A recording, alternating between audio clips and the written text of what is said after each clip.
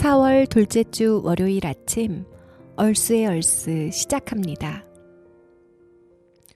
운경 씨는 4월 하면 무엇이 가장 먼저 떠오르나요? 아무래도 4월 3일에 제주 4.3이 떠오르고요. 또 하나는 안산 우리 4.16 그날이 생각납니다. 안산뿐만 아니라 우리나라 또 전 세계가 정말 깊은 슬픔에 잠겼던 사건이죠. 세월호 네. 참사는. 네. 그거 말고도 우리나라에 정말 많은 붕괴 사고가 있었어요. 예를 들면 성수대교 붕괴가 있었고, 한풍. 그쵸, 삼풍백화점도 빼놓을 수 없죠. 근데 4월 8일에 와우 아파트라고 있었어요. 그 와우 아파트가 붕괴되면서 33명이 사망한 그런 슬픈 일이 있었고요. 그리고 또 그 4월 8일에는 와우산 일대에 와우 아파트가 붕괴되어서 33명이 사망하고 38명이 부상당한 사건이 있었어요. 또 체르노빌에서는 4월 26일 날 핵발전소가 폭발하는 그런 사건이 있어가지고 지금도 그곳은 사람도 생물도 동물도 자유롭지 못한 그런 공간이 되었잖아요. 예. 또 4월 28일에는 대구광역시 달서구 상인동에서 가스폭발 사고가 일어나서 등교하던 학생들 42명을 포함해서 101명이 사망했던 그런 4월에는 정말 너무 많은 슬픈 일들이 있더라고요. 많았네요. 네. 근데 우리가 이런 것들을 다 기억하고 살지 못하잖아요.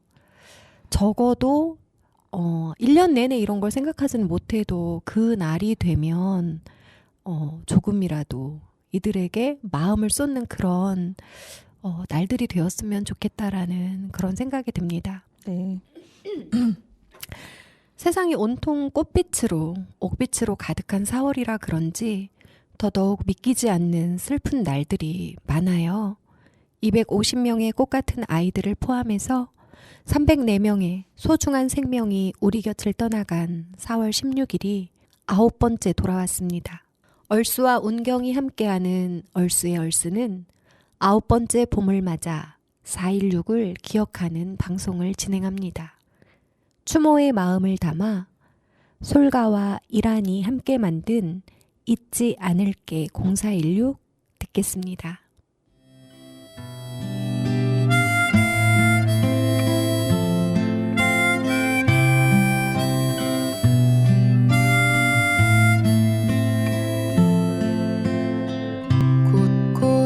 걸려있는 노란 리본 울먹이듯 우리 앞에 나부껴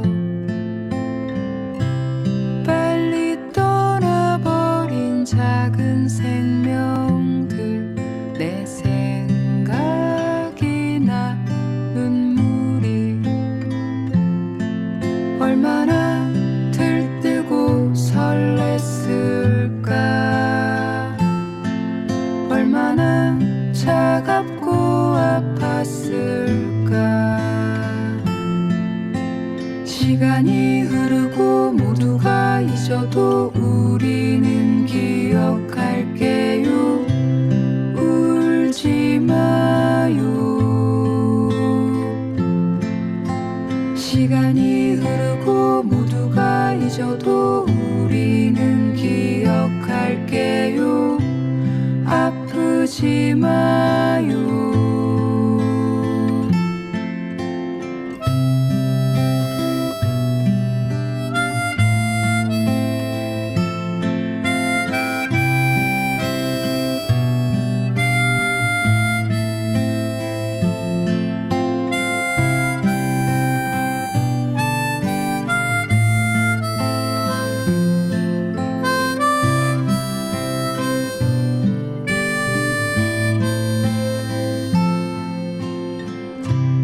피워보지 못한 작은 꽃들아 너무 빨리 져버렸구나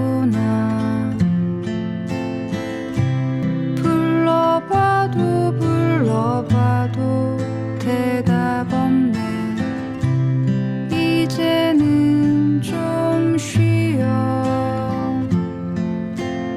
시간이 흐르고 모두가 잊어도 우리는 기억할게요.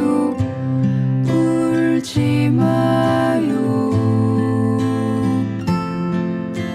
시간이 흐르고 모두가 잊어도 우리는 기억할게요. 아프지 마요. 시간이 흐르고 모두가 잊어도 우리는 기억할게요.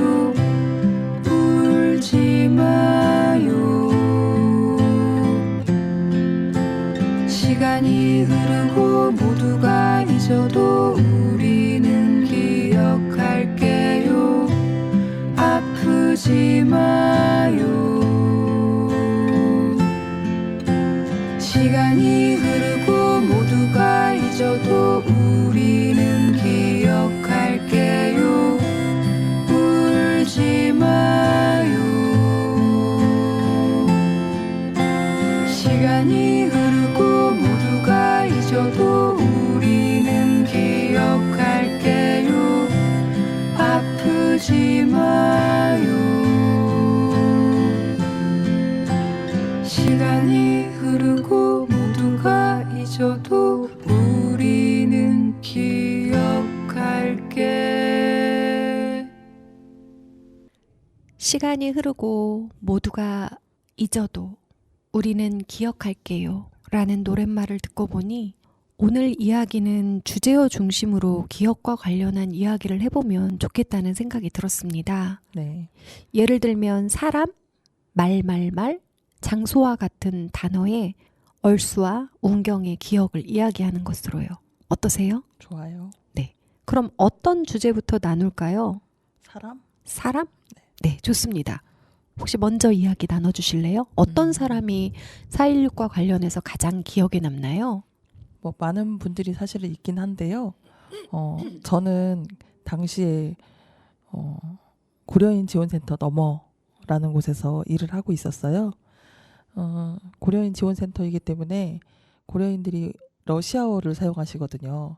그래서 러시아어를 할 수 있는 학생들이 일주일에 한 번 자원봉사를 왔었어요. 그 자원봉사자 학생 중에 영수라는 학생이 있었죠. 그 영수가 어느 날 제가 다음 주에는 선생님 나오기가 힘들 것 같아요 라고 하는데 그 친구가 지각결석이 전혀 없는 친구였거든요. 그래서 혹시 무슨 일이 있어? 라고 물었는데 잠시 멈칫거리면서 대답을 못 하더라고요. 그런데 그냥 평이한 어조로 제가 다음 주에는 엄마가 돌아오시니 곁에 있어야 될 것 같아요 라고 하는데 잠깐 생각했지만 그냥 물었죠. 엄마가 어디 먼 곳에서 돌아오셔? 하고 물었는데 네, 팽목항에서요 라고 얘기해서 알게 됐어요. 그 순간 어떤 말도 할 수가 없었겠어요. 네, 잠시 그냥 그 공간 안에서 둘 다 아무 말도 못하고 있었는데 영수가 먼저 저 괜찮아요 라고 얘기했고 제가 오히려 울먹거리면서 지금도 그날 일을 생각하니까 제가 지금 좀 약간 목이 메이는데 정말 괜찮아? 라고 얘기했는데 괜찮아야죠 라고 했고 저는 올해 꼭 학교를 갈 거예요. 그때 고3이었거든요 영수가.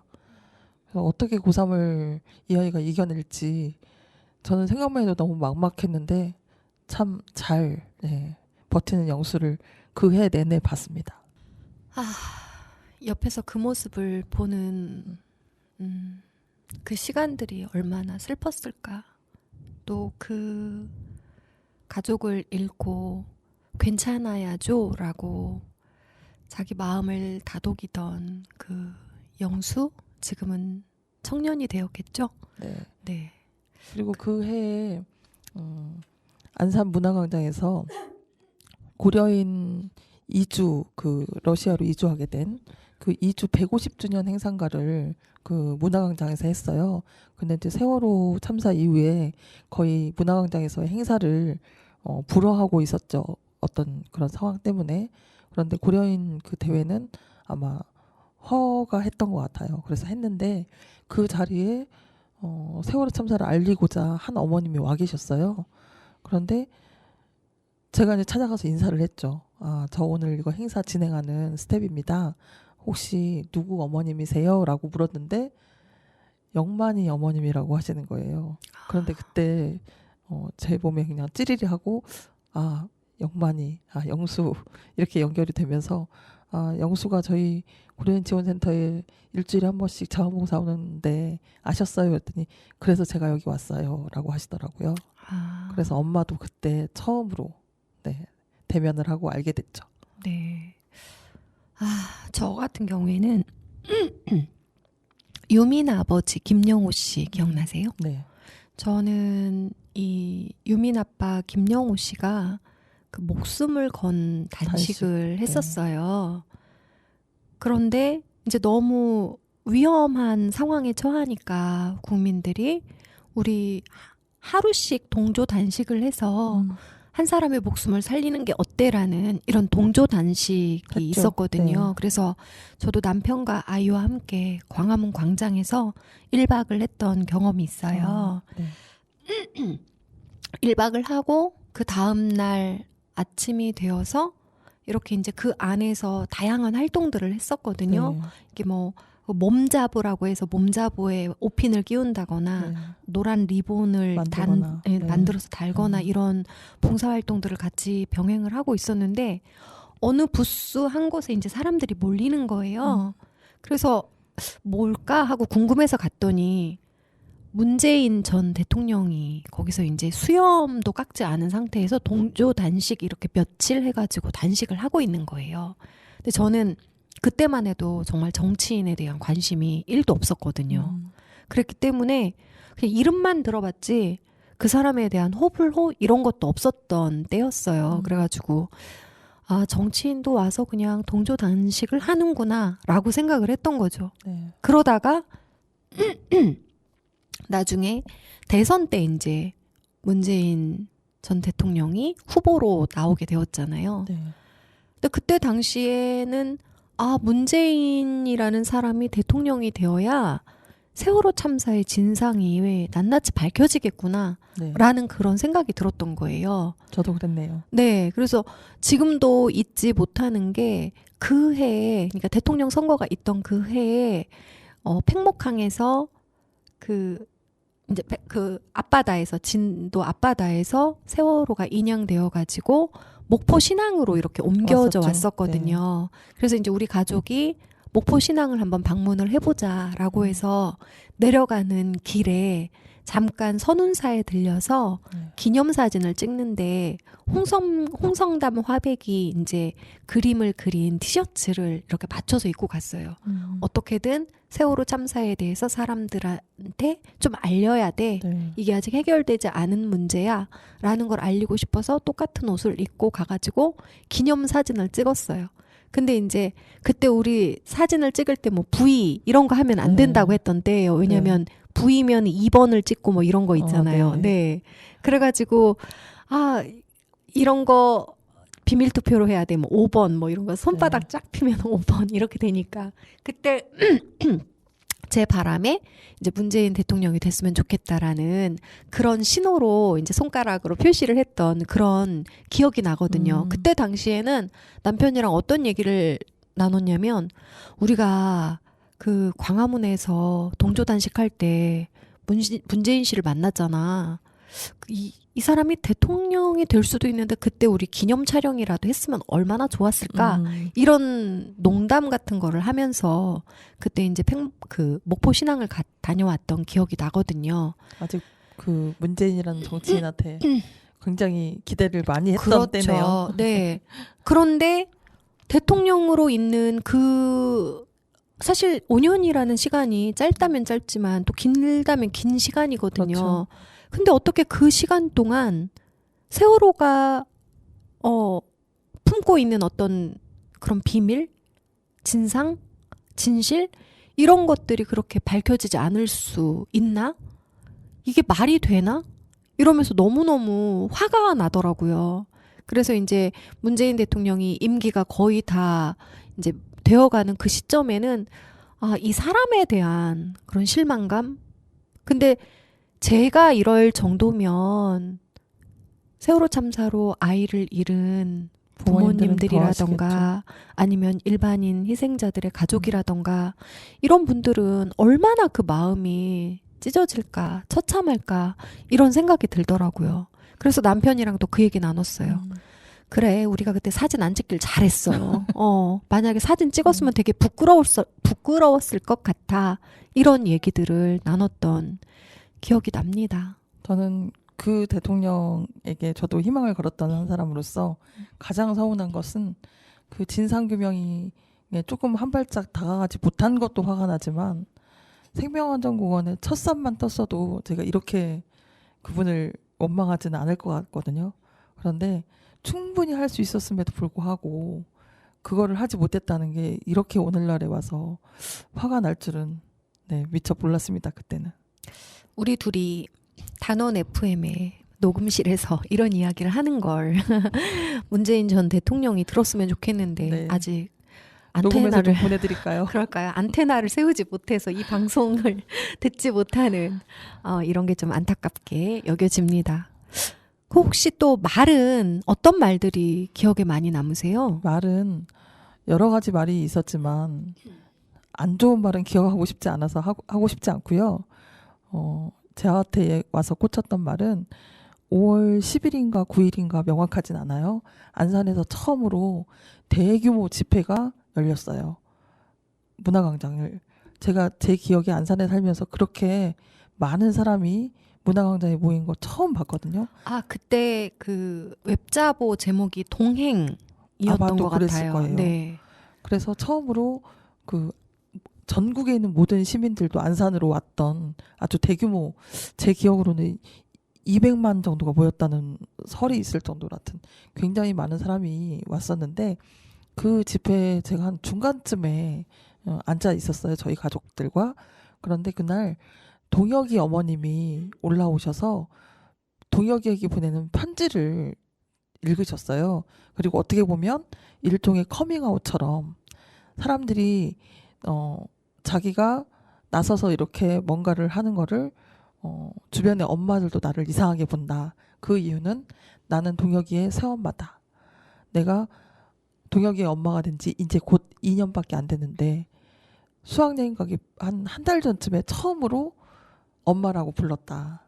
그래서 부모와 자식의 연이 이제 시작되는구나라고 생각하기 시작했다는데 그 아들을 그날 잃어버린 거예요. 그래서 엄마가 정말 마음으로 품은 자식이잖아요. 10달 동안 배 아파 낳은 자식은 아니지만 엄청나게 절규하면서 쓴 그 편지글이 잊혀지지 않고 그 동혁이 여동생이 함께 올라와서 오빠 하면서 이야기를 했는데 많은 사람이 울기도 했고 새롭게 보이기도 했고 정확한 문구는 생각나지 않지만 그 엄마의 절절한 마음이 읽혀졌었어요. 네. 그 말씀이 생각납니다. 그때 당시 저도 같은 공간에 있었고 같은 마음이 들었었어요. 네. 우리가 내 배 아파서 낳지 않았어도 충분히 엄마와 자식 간의 그런 사랑과 정을 느낄 수 있는 있죠. 건데 네. 왜 그런 부분을 인정하지 않으려고 하지? 너무 이상했던 그런 경험이 네. 있습니다. 그래서 본인에게 친부모가 아니니까 부모 행사를 하지 마라 하는 말이 귀에 들려왔는데 자기는 지금 이 시간 이후로 이 많은 사람 앞에서 이야기를 하니 나는 동혁이 엄마로서 세월호 참사의 진상규명을 할 때까지 활동하겠다라고 그날 선언을 하셨던 기억이 납니다. 지금도 그 세월호 아시죠? 합창단, 4.16 네. 합창단에서 되게 활발하게 활동하고 네. 계시거든요. 네, 두 부부가. 네. 그래서 이름도 제가 기억하게 됐어요. 김성실님이라고. 그래서 기억합니다. 성실하게 진상 네. 규명을 향해 하고 계시죠. 뚜벅뚜벅 네. 예, 발길을 계속해서 옮기는 그런 멋진 분이시죠. 네. 저는 말로는 그 2015년도에 기억 전시관인가 기억 저장소인가 또 헷갈리네요. 예, 그 공간에서 세월호 앞담화라는 걸 했어요. 네, 맞아요. 우리 뒷담화 네, 그거 하지 하듯이 말고 앞에서 얘기하자. 그렇죠. 앞에서 저도 얘기하자. 많이 참여했었어요. 그렇죠. 그래서 그 안산 작은 도서관 연합회에서 했었어요. 주도로 해가지고 맞아요. 이제 도서관마다 돌아가면서 이렇게 진행을 했던 거기에 이제 또 강사를 초청을 했던 그런 세월호 관련한 행사가 있었는데 거기에서 만난 한 교수님이에요. 연세대 박명림 교수님이라고. 근데 그분 강연에서 제가 너무 가슴에 깊이 확 와닿았던 말들이 있어요. 내 몸에서 가장 소중한 곳이 어딜까요? 문경 쌤은 어디라고 생각하세요? 심장? 심장? 저도 심장 아니면 뇌? 음. 이렇게 생각을 네, 했어요. 네. 그런데 너무 의외의 답을 해주신 거예요. 어디일까요? 아픈 곳이다. 내가 지금 손가락 끝에 생채기 하나가 나왔든, 맞아요. 이 하나가 썩어서, 아프든, 아픈 곳이 내 몸에 가장 소중한 곳이다. 거기에 집중할 수밖에 없다. 그렇네요. 이게 목이 자꾸 잠기네요. 네. 죄송합니다. 그렇다면, 가족 중에선 또 누가 제일 소중하다고 생각하세요? 아픈 사람? 그렇죠. 앞에 질문이 있으니까 그렇게 이제 자연스럽게 음. 생각이 닿더라고요. 건강하게 자기 할 일 하면서 살아가는 가족한테는 그다지 이렇게 마음이 쏠리지 않아요. 왜냐하면 내가 관심 갖지 않아도 잘하고 있으니까. 그쵸. 그냥 격려의 말, 잘한다, 칭찬의 말, 뭐 이런 게 있으면 충분히 그 가족은 자기 삶을 잘 영위할 테지만 몸이 아프든 마음이 아프든 그런 가족은 정말 마음이 많이 쓰이고 어떻게든 건강한 삶을 살 수 있도록 이렇게 인도하고 싶은 그런 마음이 강하잖아요. 네. 자, 그러면 너무나 뻔한 질문입니다. 국민 중에서 가장 귀한 사람은 누굴까요? 가장 슬프고 아픈 사람? 그렇죠. 슬픈 자, 아픈 자, 우는 자, 그리고 무너진 공동체. 음. 이 말씀을 하시는데 처음에는 단순히 세월호 참사로 희생된 유가족들 얼마나 아프고 힘들까. 그리고 또 생존자와 생존자 가족들 그 트라우마가 어마어마하잖아요. 근데 거기에 또 하나 무너진 공동체 얘기를 하시는 거예요. 세월호 참사가 일어나자마자 3일도 안 되었을 때 어떤 말들이 돌았는지 혹시 기억나세요? 모르겠네요. 돈 이야기였잖아요.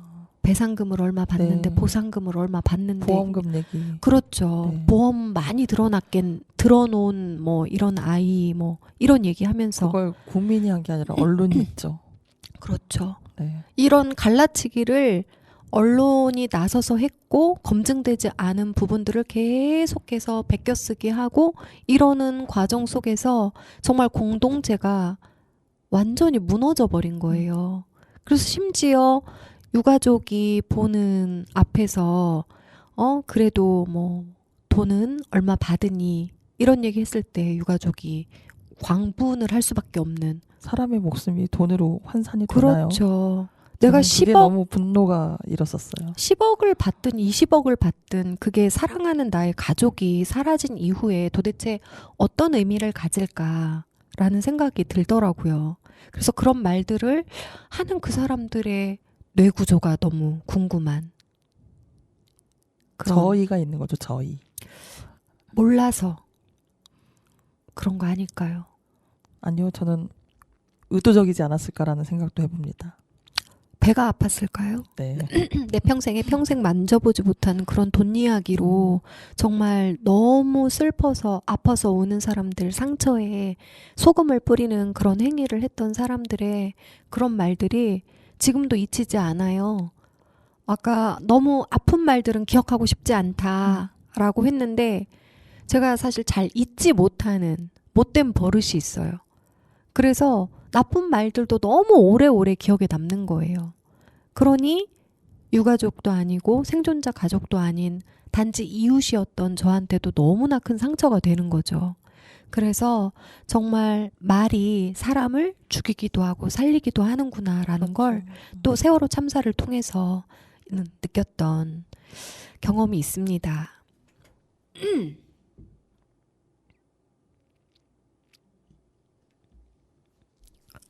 이렇게 소중했던 아이들을 생각하면서 노래 한 곡 듣고 가겠습니다. 416 합창단이 부르는 너.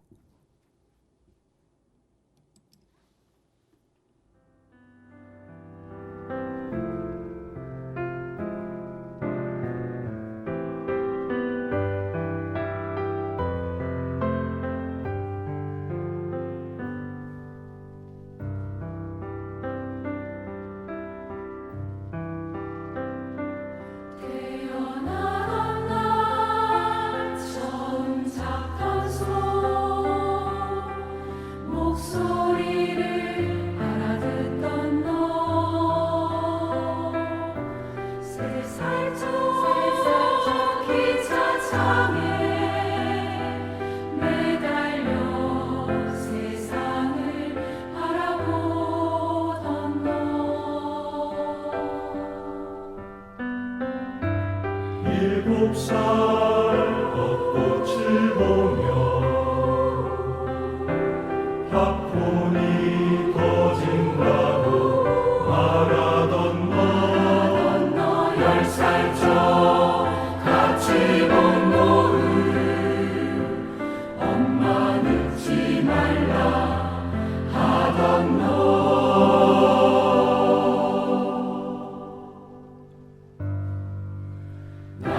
날마다 고마웠어 매 순간 사랑했어 날마다 고마웠어 매 순간 사랑했어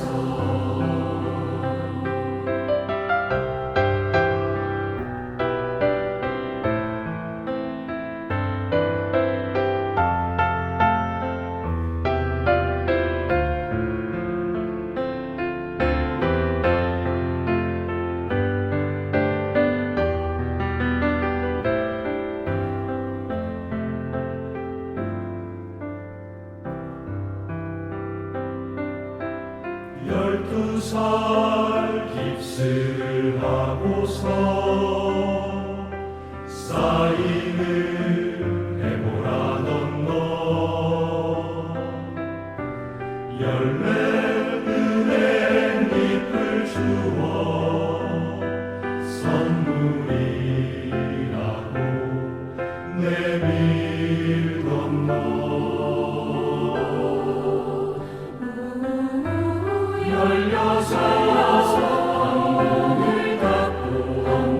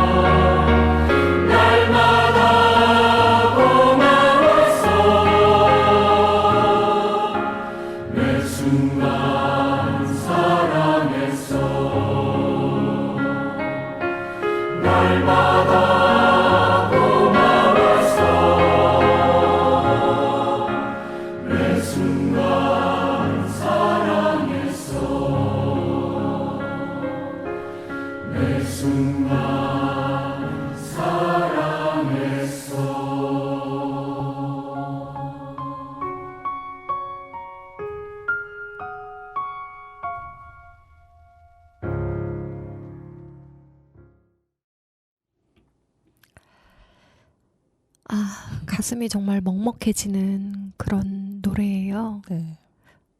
우리가 아이를 키우면서 순간순간 느꼈던 어떤 말, 행동, 그리고 연상되는 이미지, 이런 것들이 막 떠오르는 그런 노래입니다.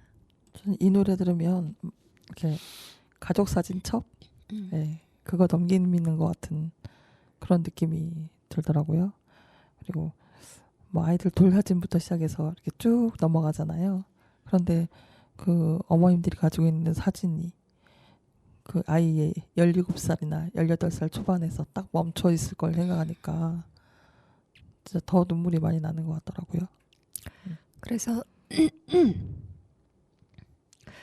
제가 아는 아이의 부모님도 그렇고 많은 분들이 아이의 20살 성인을 기념해서 구두라던가 양복 같은 걸 사놓는 모습들을 보면 너무 가슴이 아프더라고요.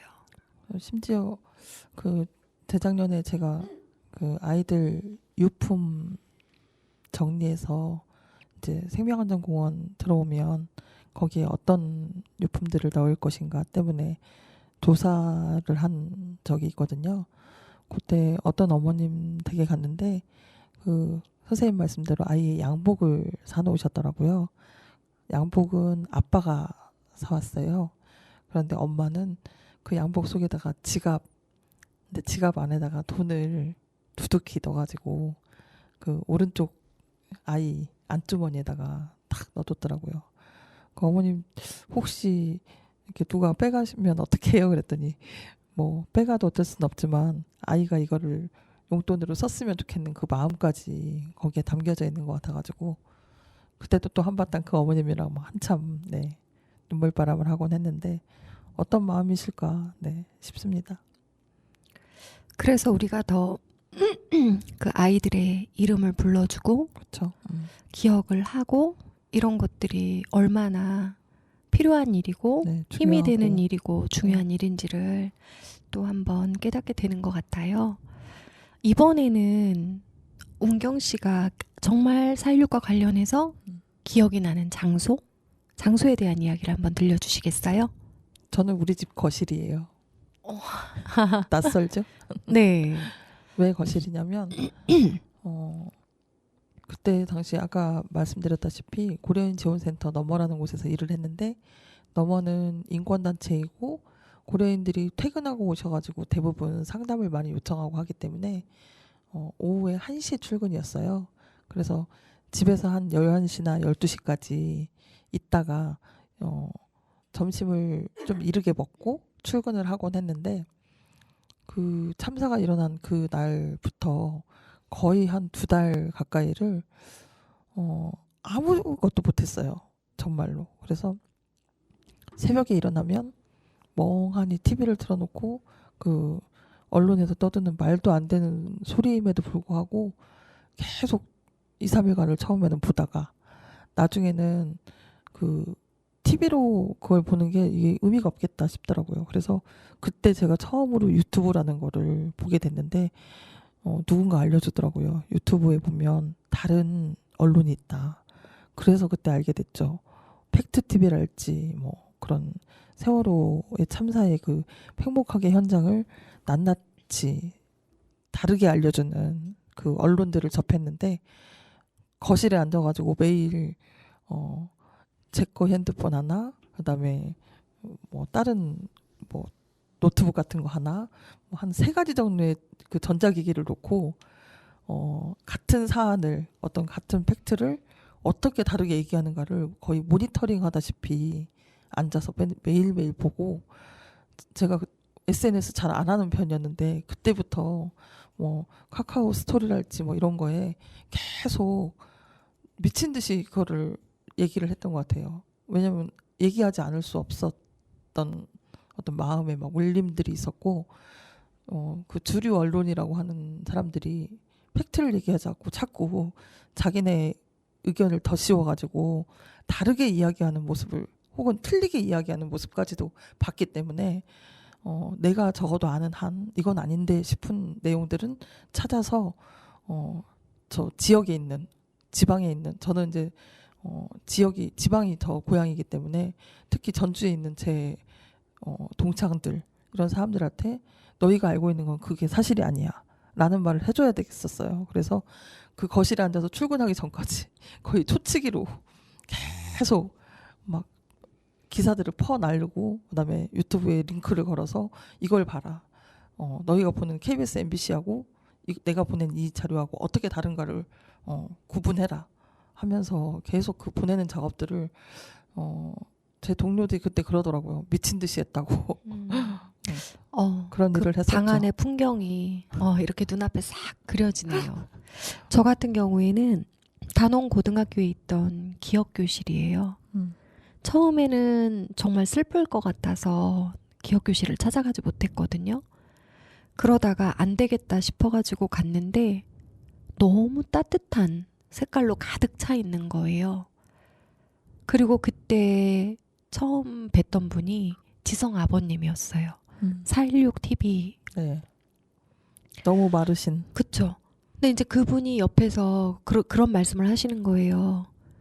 수천만금을 줘도 이 기억교실 한번 와가지고 보고 가는 것만큼 영향력을 미칠 수 없다. 이곳에 오면 생명과 안전이 얼마나 소중한지, 그리고 또 정직하게 사는 게 정의가 얼마나 소중한지를 그냥 누가 말하지 않아도 그냥 알 수 있는 공간이 이 기억교실이다라는 말씀을 그때 해주셔가지고 아 맞다. 제가 정말 한 1000배 공감했던 그런 일이 있거든요. 근데 그 기억교실이 쫓겨나게 됐잖아요. 네. 지금 뭐 창틀 하나, 칠판 하나 모두 뜯어서 옮겨왔죠. 민주시민교육관 앞에 기억교실이 만들어져가지고 온전히 옮겨졌다라고는 하지만 저는 저- 그 자리에 있는 것만큼 의미 있지는 않다고 저는 생각합니다. 그것이 진짜라고 저 역시 네. 생각되어지지 않거든요. 그때 당시에 이 기억교실을 유지를 하느냐 없애느냐 이것과 관련해서 굉장히 많은 논란이 있었어요. 특히나 단원고등학교의 그 학부모들을 그 대상으로 하는 어떤 모임? 그걸 뭐라고 부르는지는 잘 모르겠는데 그때 이제 유가족분들께서 아이들의 공간이 부족하다 하니 그러면 한쪽에서 아이들 공간을 다시 더 마련을 하면 어떻겠냐, 공사를 하면 어떻겠냐. 그리고 출입구가 같아서 기억교실을 보러 오는 사람들 때문에 아이들이 공부하는데 방해가 되면 입구 자체를 충분히 할 수 있는 그런 공간이 됐었거든요. 그럼에도 불구하고 듣지조차 않았어요. 유가족분들을 입장조차 시키지 않았던 그런 이야기를 제가 전에 들었거든요. 그래서 너무너무 안타까웠는데 얼마 지나지 않아서 정말 말도 안 되게 큰 체육관이 단원고등학교에 생긴 거예요. 그 기가 막힌 거예요. 그때 당시 그 부모들이 반대를 했던 큰 이유가 뭐냐면 우리 아이 고3이야. 곧 수능 봐야 되는데 시험 망치면 니네가 책임질 거야. 이런 논리로 갔었어요. 네. 그러니 그 유가족분들께서도 그래 아이들이 소중하지 아이들이 불편하다는데 해서 정말 사실 진상규명 관련해서 뭐 하나라도 붙잡고 있어야 하는 게 저는 기억교실이라고 생각했는데 그걸 포기하고 나오셨던 거거든요. 그랬는데 그 거대한 체육관을 짓는 데에는 누구도 반대하지 않았다라는 거죠. 이게 어떻게 이런 일이 있을 수 있을까? 그래서 제가 너무 이상해갖고 제가 이제 단원고등학교 인근에 살다 보니까 아침에 나가다 보면은 고등학교로 향하는 아이들을 많이 보거든요. 그래서 그때 당시에 너무 붕괴를 해가지고 아이들한테 모르는 아이들한테 물어보는 거예요. 단원고등학교 안에 기억교실이 있으면 공부에 많이 방해가 될까? 아니면 너무 우울할까? 이런 얘기들을 할 때 아이들이 네 그래요라고 말하는 아이들이 단 한 명도 없었어요. 오히려 좋아요. 괜찮아요. 저도 가끔 가봐요. 이런 아이들이 많았어요. 더 충격적이었던 거는 한 아이가 이렇게 말을 했어요. 우리한테 물어보면 되는데 우리한테 안 물어봐요. 어른들의 생각만으로 그렇죠. 앞질러 가는 거죠.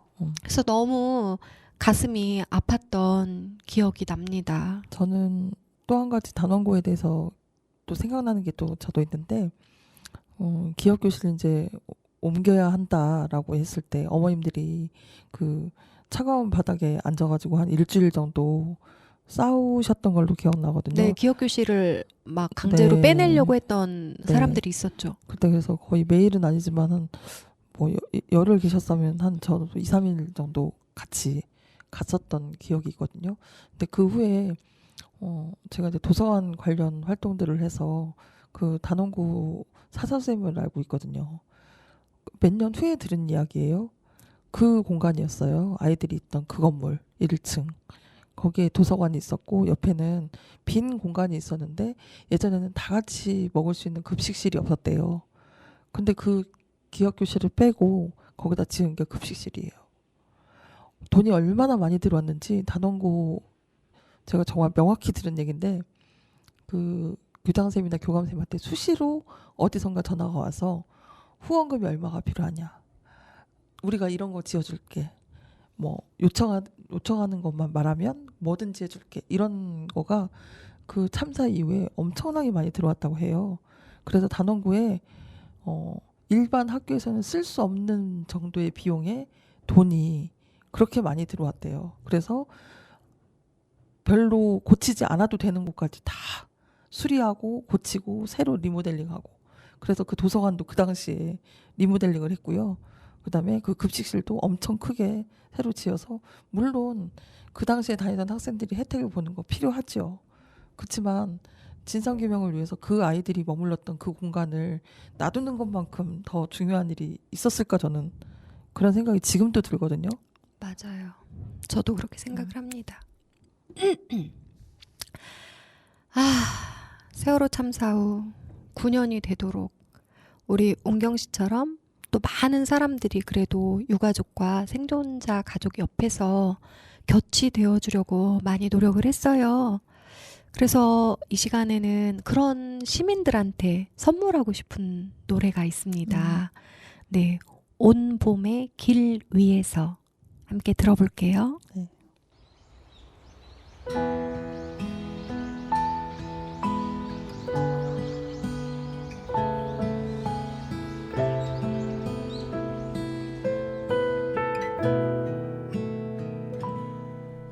묻는다 어디서 시작됐는지 묻는다 어디쯤 다 있는지 우리 바라볼 그곳은 어딘지 무얼 해야 할지 어떻게 해야 할지 걷는다 다부진 발걸음으로 걷는다 우리가 가야 할 그 길 때론 더디고 길게만 느껴져 숨이 차올라도 다시 일어나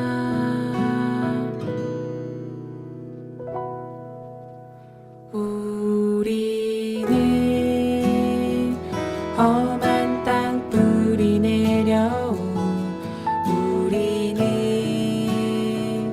푸르게 잎들이 모두 숨쉬는 것이 따뜻한 곳에서 깨끗한 숨 쉴 수 있게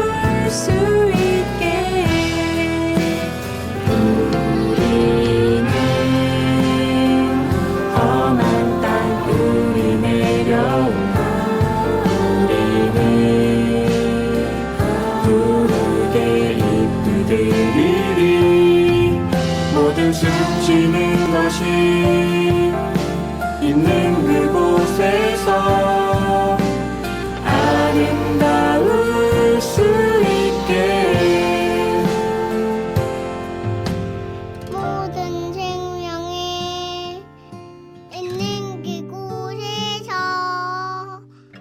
아름다울 수 있게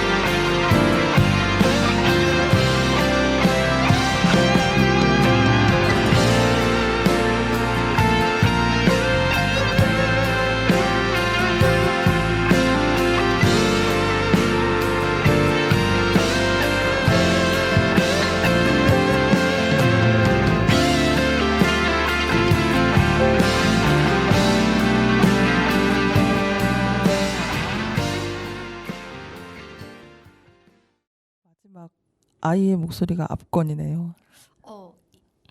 이 노래를 지인께 이제 들어보시라고 보냈거든요. 그분께서도 아이들 목소리는 언제나 옳군요. 이런 답글이 왔어요. 진짜 울래요. 네. 아이가 모든 생명이 있는 그곳에서 아름다울 수 있게 라고 노래를 불러줬잖아요. 사랑스러운 아이의 목소리처럼 그런 세상을 꿈꾸면서 가사말에 있는 것처럼 다부진 발걸음을 멈추지 않는다면 그런 세상을 우리가 조금이라도 앞당길 수 있지 않을까라는 생각을 해봅니다. 우리 안산의 세월호 어머님들이 이렇게 다부진 걸음으로 뚜벅뚜벅 지금까지 가고 계시잖아요. 그렇죠. 뭐 저희는 같이 가야죠. 우리가 네. 옆에서 계속 갈 수 있었던 9년 동안 곁을 지킬 수 있었던 것도 사실은 부모님들의 그 다부진 발걸음이 멈추지 네. 않았기 때문인 거거든요. 맞아요. 정말 늘 옆에서 응원하고 싶습니다. 같이 우리의 하겠습니다. 활동은 미약했지만 어머님들의 그 꿋꿋한 마음 때문에 저희도 함께 할 수 있었던 것 같아서 네, 부끄럽지만 어쨌든 당당하게 가보려고 합니다. 당당하게? 네. 네. 며칠 전에 사단법인 일하는 사람들의 생활공제회에서 준비한 강좌가 있었어요. 장애인 학생 지원 네트워크 김영수 대표라는 분이 강연을 하셨는데 정말 좋은 말씀을 많이 해주셨거든요. 그 중에서 두 가지 소개해드리고 싶어요. 먼저 다름에 대한 다양성 이야기를 하셨거든요. 목발을 짚고 다니는 사람의 모습을 낯설어하는 아이가 부모에게 저 사람은 왜 그래? 라고 물을 때 대부분의 사람들이 다리가 아파서 그래 라고 대답을 한대요. 어떨 것 같아요? 웬만하면 저도 또 그렇게 그쵸? 얘기했을 것 같으네요. 네, 저도 다르지 않을 것 같습니다. 그런데 김영수 대표가 말하기를 본인은 40년 넘게 목발을 짚으셨대요. 근데 목발을 짚기는 하지만 다리가 아프지는 않다. 나는 아픈 사람이 아니다. 아이에게 다른 방법으로 걷는 사람이다. 라고 말해달라고 하더라고요. 뒤통수 한 대 맞는 것 같은 그런 그렇죠. 느낌이네. 이 세월호 참사에 대해서도 정치와 언론, 기득권이 씌운 프레임에서 벗어나서 다르게 표현하는 것에 대해 배우는 것이 정말 네. 필요하다라고 생각됩니다. 그러려면 너무너무 우리가 잘 알고 있어야 되겠죠. 그렇죠. 그래서 장애인 그 학생 지원 네트워크 김영수 대표가 전해진 말씀 중에 또 하나 기억에 남는 게 뭐냐면 아는 건 중요하지 않아요. 실천이 중요해요. 네. 행동하는 거. 정말 아무것도 모르고 관심도 없는 사람한테 알아야 돼라고 전하는 것은 분명 의미가 있는 말이지만 솔직히 뭐 환경 문제라던가 인권 문제라던가 제 주변에 몰라서 의미 있는 행동을 못하는 사람들은 몇 명 없더라고요. 아는데 행동으로 안 된다고 이렇게 말하는 사람들이 대부분이에요. 4.16을 진정으로 애도하는 것은 우리가 알고 있는 것을 실천하는 것이 아닐까 그런 생각이 듭니다. 네. 은경 씨도 같은 생각인가요? 그렇죠. 뭐 저는 그 아파트가 밀집해 있는 성포동에 살고 있는데 뭐 아주 뭐 비싼 아파트는 아닌 주공 아파트가 밀집해 있는 곳인데 저희 막내가 이제 제가 막내를 늦게 낳아서요. 막내가 초등학교 1학년이었을 때 만나던 엄마들이 있어요. 그 엄마들이 제가 이제 4월만 되면 모임하면 줄줄 울면서 너희들이 이렇게 아무것도 안 하고 있으니까 세상이 안 변하는 거야 라고 제가 막 그랬다는 거예요. 술 마시고 좀 취해서 여러 번 그 친구들이 이제 저희 아이가 좀 어리다 보니 그 엄마들이 저보다 한 10살 정도 다들 어리시거든요. 그러니까 이제 40대 초반들이죠.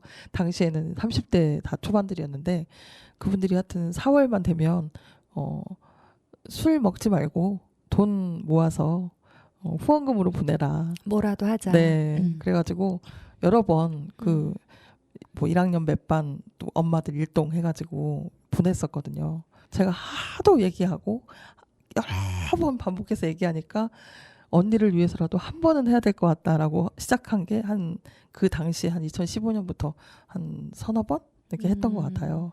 그분들 중에서는 언니가 그 방법을 알려주지 않았으면 자기네들이 마음이 있어도 못했을 건데 하고는 싶었지만 어떻게 하는지 방법을 몰랐다라고 하더라고요. 그래서 제가 그럼 오늘 술 이만큼만 먹고 원래 쓰려고 했던 그 나머지 다 나한테 내놔라. 그래서 그 자리에서 걷어서 봉투에다 넣어서 제가 직접 세월호 참사 가족협의회에 냈던 그 기억이 납니다. 그랬더니 아주 의미 있는 그 전에는 술 권하는 사회였는데 이제는 술을 줄일 수 있는 사회로 가는 그런 발걸음이었네요. 그렇죠.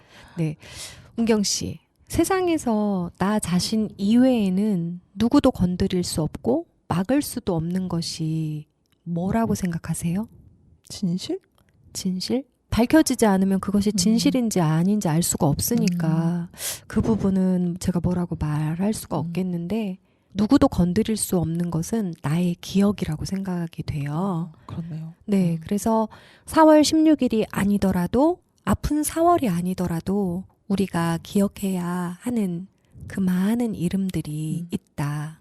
그 중에 오늘은 우리 단원 고등학교 아이들 250명의 아이들을 불러보고 기억하면 어떨까 네, 기억해야죠. 그런 생각을 합니다. 네. 그래서 오늘의 마지막 곡은 윤민석 씨의 곡 이름을 불러주세요. 함께 듣겠습니다. 그리운 이들의 이름을 하나씩 아껴 불러봅니다. 잊지 않겠습니다. 1번 고혜인, 김민지, 김민희, 김수경, 김수진, 김영경, 김예은, 김주아, 김현정, 문지성, 박성빈, 우소영, 유미지,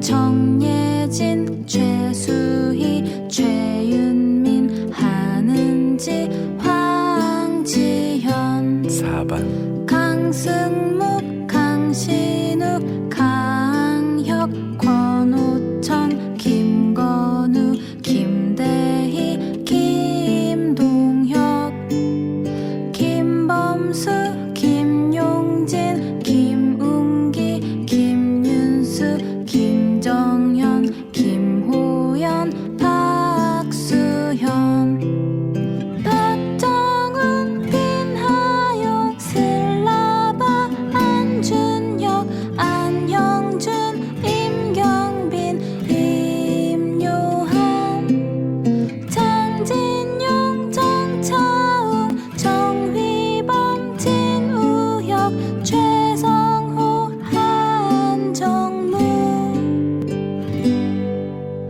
홍순영 5번 김건우 김건우 김도현 김민석 김민성 김성현 김완준 김인호 김진광 김한별 문중식 박성호 박준민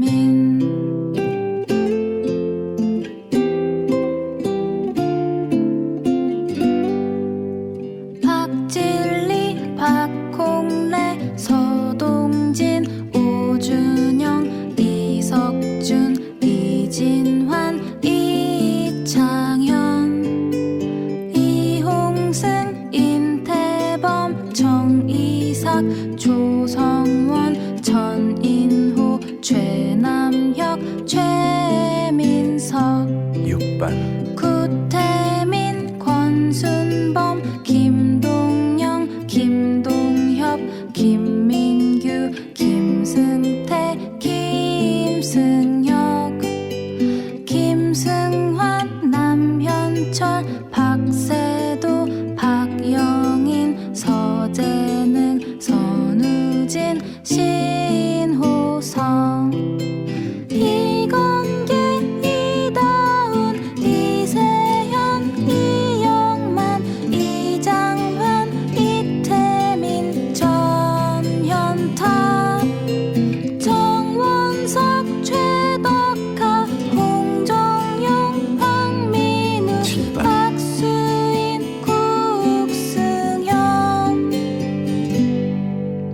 김건호 김기수 김민수 김상호 김성빈 김수빈 김정민 나강민 박성복 박인배 박현섭 서현섭 성민재 소